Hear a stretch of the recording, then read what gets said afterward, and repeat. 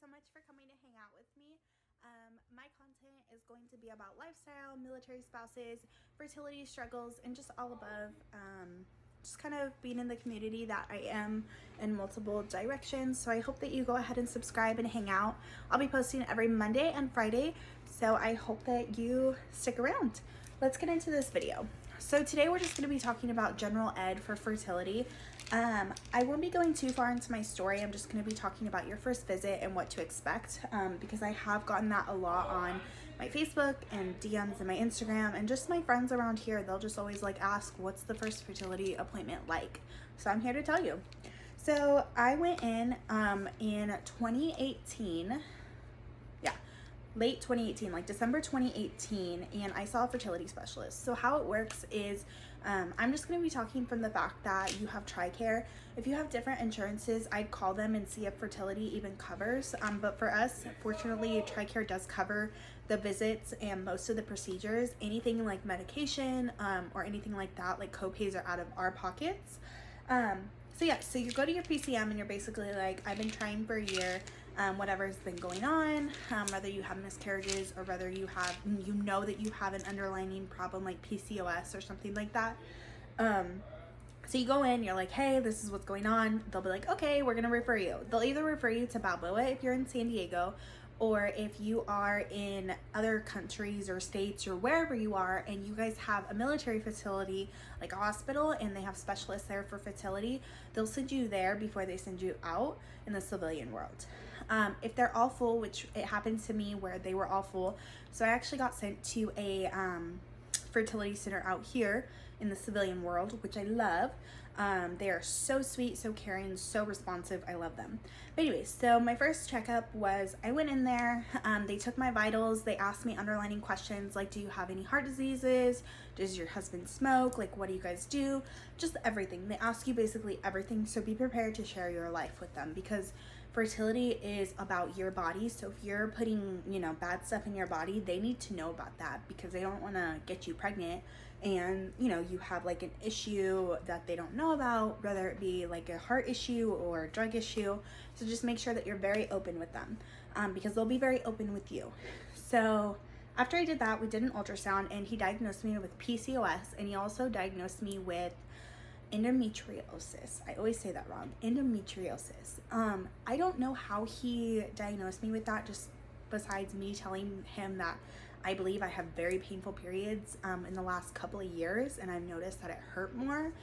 But he didn't really do like a search or anything, like a scope or anything, so I'm not really sure if I'm really diagnosed with it, but the doctor said I am. So anyways, what happened after that? So he sent me out for a whole bunch of labs, and he also sent my husband out for a semen analysis along with his labs. A month later, we came in and he noticed that my insulin was way high, so he put me on metformin. This is how big that they usually prescribe it, because you're supposed to be taking one every day.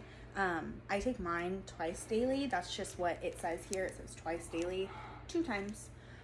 So depending on what your situation is, it may be 1 or 2. Not sure, not a doctor. But anyways, I hate this stuff. I want to get off of it.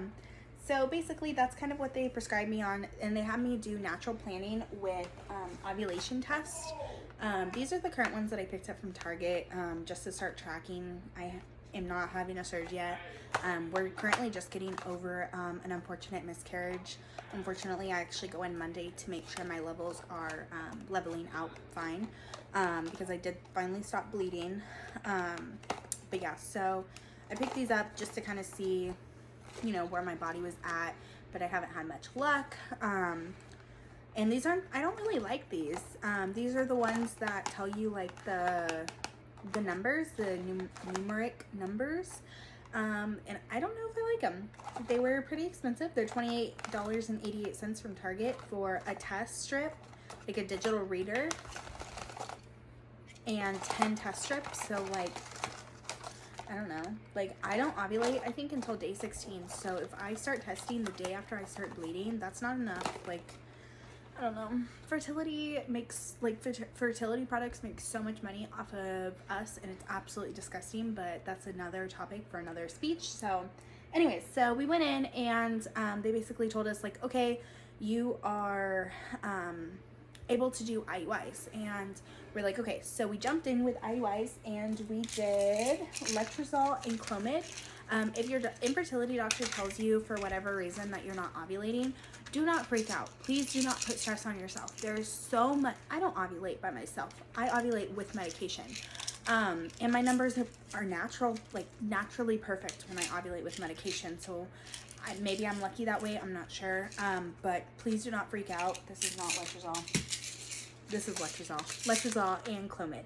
I prefer the Clomid in the tabs. I feel like the ones in here, they just have a bitter aftertaste and it's nasty. And they're already nasty pills as it is, and they make you have so many bad side effects. And I can do a ovulation induction video if you guys want. I'm actually going to be starting a cycle up next month, so I am fine to do that with you guys if you guys want to know about like what type of medications I take, what dosages I take, what I do to prevent the side effects, and the side effects that I do have, how I deal with them, because some of them are really bad. So comment below if you would like to see that video. So yeah, so letrozole and ovulation Clomid are ovulation inductors that make you ovulate. So that's what I started doing. I also started taking a folic acid.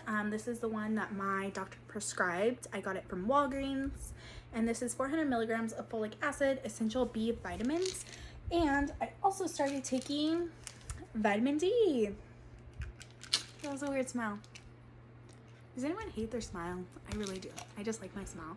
But anyways, I take these because after my second chemical, it was a chemical pregnancy. After my second chemical, my vitamin D dropped down so low. I was not sleeping good. I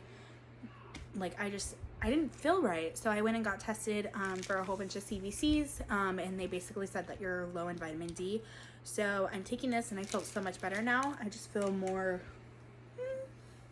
but anyways, so that's kind of where it ended. That's just the medication that I take on a daily basis. And I mean, there's like these right here. These are for PCOS management, and I'm going to briefly talk about them. I can do a whole different video if you guys would like on PCOS and weight. But this is just kind of what's working for me. So right now I am taking Victoza. This is a type 2 diabetic medication. It's a pre-filled syringe thing, so you just do the milligrammage and then you put this on top and you put it right in your stomach. This is the only thing that's been helping me lose weight. A lot of people come after me and they're like, you're fat, you know, your body fat is probably super high, like if you just lose weight you could have a baby. Y'all don't understand. I work out, I eat healthy, I cut so much stuff off. Where's my water? I drink 110 ounces of water a day, plus I make sure to add 2 8-ounce glasses of cranberry juice for UTI health. So I'm super, you know, revolved around my health, and that's not the case. It's not that I just sit on the couch and I'm a couch potato. I physically cannot lose weight. I'm being seen by an endocrinologist right now, and I'm actually having to transfer care for another endocrinologist because they physically cannot help me lose weight. I've been on 2 different other PCOS management that are type 2 diabetic medications, and none of them have helped. I've lost 0.5 pounds with this one, and I lost 0 pounds with this one. So don't come at me, bro. But anyways, because I know there's gonna be that one comment that's like, you're fat, just lose weight. And it's like, I'm trying my hardest. I'm doing the fertility diets, and I can do another video on fertility diets if you guys would like. So just go ahead and comment down below if you guys have any questions about PCOS or fertility medications. So after you do the roundup, like I just explained, you'll go in for your first IUI.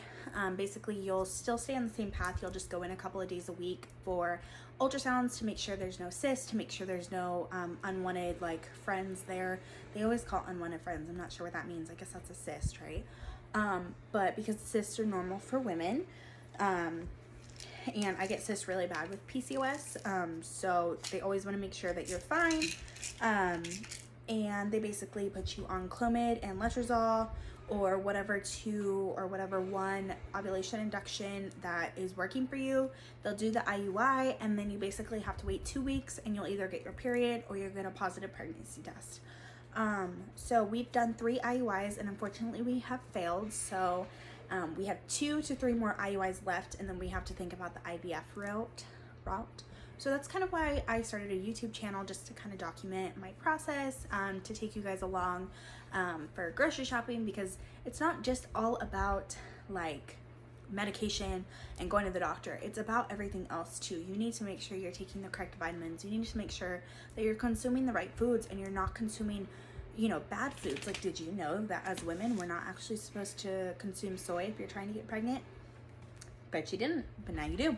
So I can totally do different videos. I'm in no way saying that I'm a doctor. I'm just saying that this is what I've learned from my route on infertility, and we have been trying since 2018. So we've been trying for a little bit.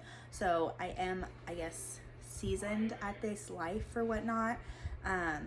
But yeah, and if you guys want to see other videos like military spouse videos or cleaning videos or anything like that, just go ahead and comment down below. I'll be posting every Monday and Friday, so thank you so much for joining, and I hope that you guys stick around and just follow our journey and just see where this leads. Thanks, guys.